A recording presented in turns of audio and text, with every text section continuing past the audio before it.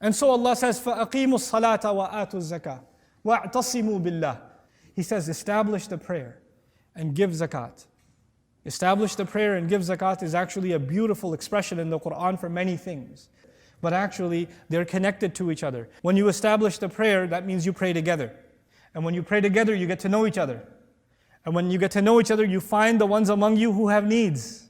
You figure out who's in need and who's not doing well, and who's sick and who's unwell, and who's having difficulty in life. And then you find out who should you give zakat to.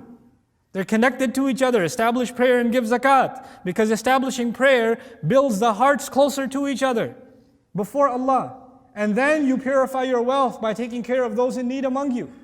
فَأَقِيمُوا الصَّلَاةَ وَآتُوا الزَّكَاةَ وَاعْتَصِمُوا بِاللَّهِ. And hold on to Allah. That amazing phrase at the end, hold on to Allah, is the last thing I'll explain and I'm done. When Allah says, hold on to Allah, i'tisam actually means to hold on to something that if you let go, you'll die. Hold on tight. For isma means protection.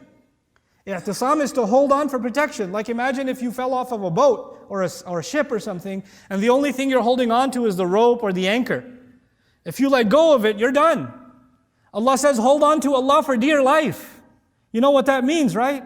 That means if the people around me abandon me, if the people that were around you, that you were practicing deen because your friends were religious, and you were in a good environment, now you're in college, and you're the only Muslim there, you're like, man, my friends aren't there anymore, so I don't feel so inclined towards Islam anymore, I don't really feel like praying anymore, I don't really feel like, I don't have that connection anymore. No. Whether people hold on to you or not, whether the support system is there or not, this is why we're the legacy of Ibrahim alayhi salam. That young man held on to his religion, and he was the only one holding on to his religion. There was no support around him. His family didn't support him. His society didn't support him.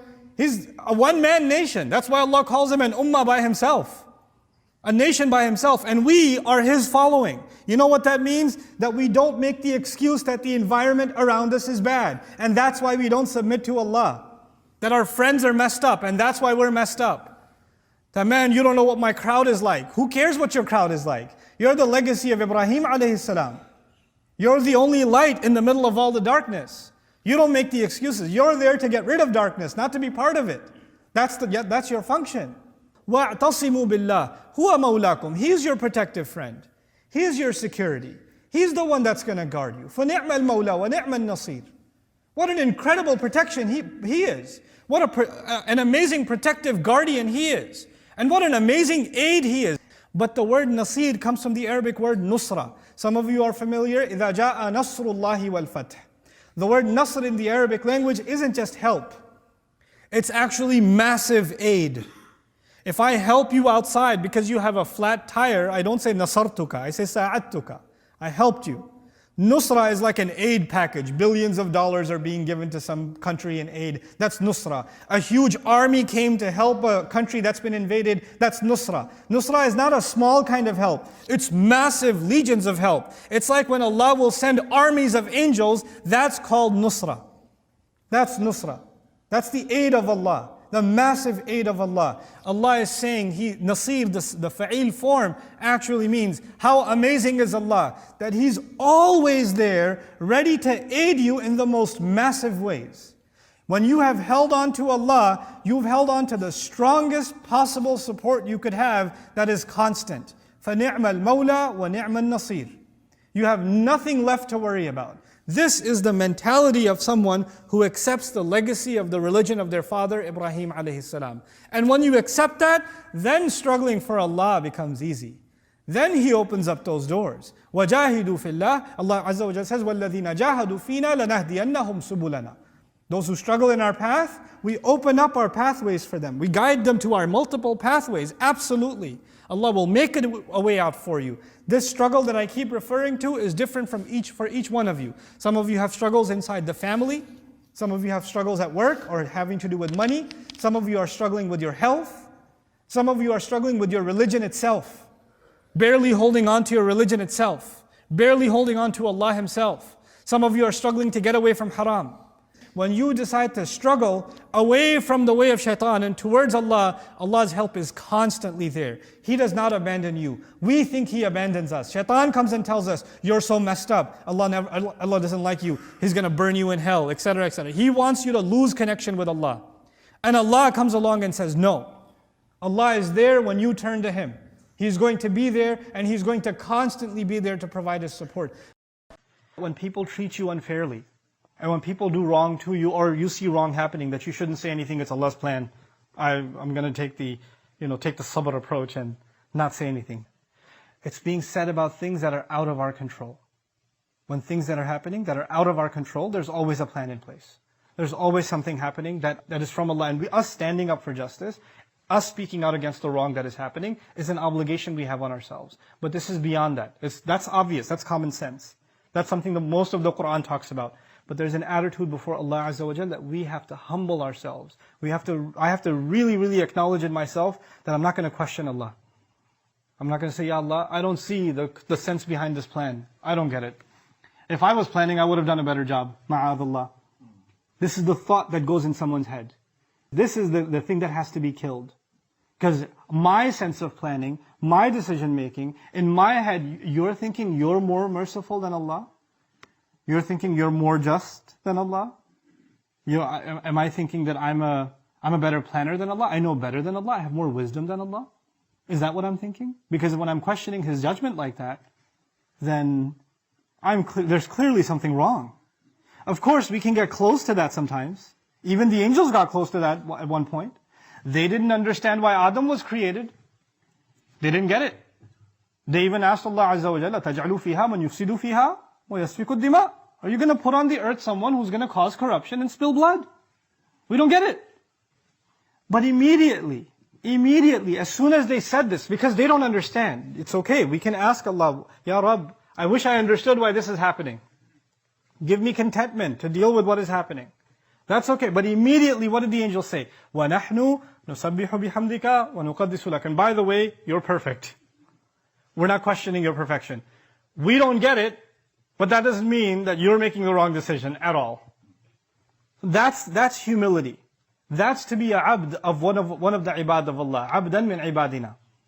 And this has nothing. On the one hand, you could have knowledge of the book. You could know the Arabic language and have memorized the Quran and have studied hadith and you know all of those things. But this isn't there. Contentment with Allah's decree is not there. Contentment with it. Knowing that what Allah has done is better. Knowing that what Allah has done has wisdom behind it. Knowing what Allah has done, Allah is a better planner than you and I will ever be. And there's good in it. Maybe that good is, sometimes a plant grows within a couple of days. Sometimes a plant grows in 20 years. Right? So the seed that you're experiencing now, we don't know the good of it will come now or it will come 100 years from now. We don't know that. That's Allah's plan. That we can't have any knowledge of that. This is not something Allah Azza wa Jal decided to tell us. Allah created human beings in difficulty. And He created human beings in heavy burden. لَقَدْ خَلَقْنَا الْإِنسَانَ فِي كَبَدٍ. We certainly created the human being buried under heavy loads. Exhaustive labor. Emotionally you're struggling. Physically you're taxed, you're struggling. Health-wise you may be struggling. Financially you may be struggling. Because of people you may be struggling. This life, Allah designed it to be difficult. Sometimes you look at other people and you say, they have it so much easier than I do. But you don't know what other difficulties Allah gave them that are invisible from you. Everyone has difficulties. Everyone has challenges. You would think, for example, that the Pharaoh, Fir'aun, had kingdom, empire. He had the world's largest army at the time. He had everything you could want. All the wealth you could want, all the power you could want, all the status you could want. He has everything. And how come he has everything and the believers have nothing? And yet Allah describes about him that he lived in a state of fear. وَنُرِيَ فِرْعَوْنَ وَهَامَانَ وَجُنُودَهُمَا مَا كَانُوا يَحْذَرُونَ. They used to live in a state of fear. He used to get nightmares at night. He couldn't find peace. Sometimes people have material things, but they don't have peace. Sometimes people have physical health, but they don't have mental health. They don't have emotional health. So all human beings were put in a state of struggle. And that's believers and non-believers. So the first thing that I want to get across to all of you and remind myself of is because we are believers, that does not mean our problems disappear. It's not like because I'm a believer, I'm not going to be sad. Or because I'm a believer, I'm not going to experience anxiety. Or I'm not going to have family problems. Or I'm not going to have financial problems or health problems or whatever else. Belief, our faith in Allah, our relationship with Allah is not there to solve our problems. It's not there to get rid of the people in our life that are causing us trouble. That's not the purpose of our faith. If that was the case, then the prophets, ﷺ, who had the most close connection with Allah, would have had the easiest life. They would deserve, because they would make dua, all their problems would disappear. And if you study the prophets, the closest people to Allah, ﷺ, they have the hardest life. They have the toughest life. And the toughest life comes to them, not even from some faraway enemies, it comes to them from their own families. In other words, it comes to them from people they can't even escape. They're with them every day. They're with them their whole lives. And they can't escape those problems.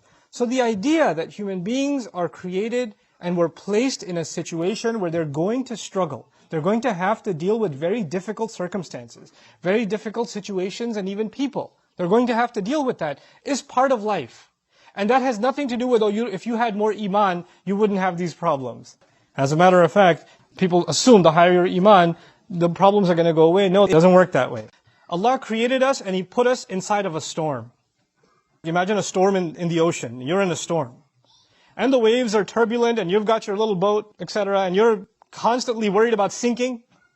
And you're worried about those who are sinking next to you. What does the faith do? It gives you the strength and it gives you the ability to go through the storm, to navigate the storm. It doesn't mean you don't get wet. It doesn't mean sometimes the boat almost doesn't tip over. But you now have the ability to go through it and survive the storm. You see, that's the purpose of our faith, is not to get rid of the problem, but to actually strengthen us so we can go through the problem. Contributing to Free Quran Education is a sadaqah jariyah. Your support continues to benefit millions of Islam learners, earning you rewards for generations to come.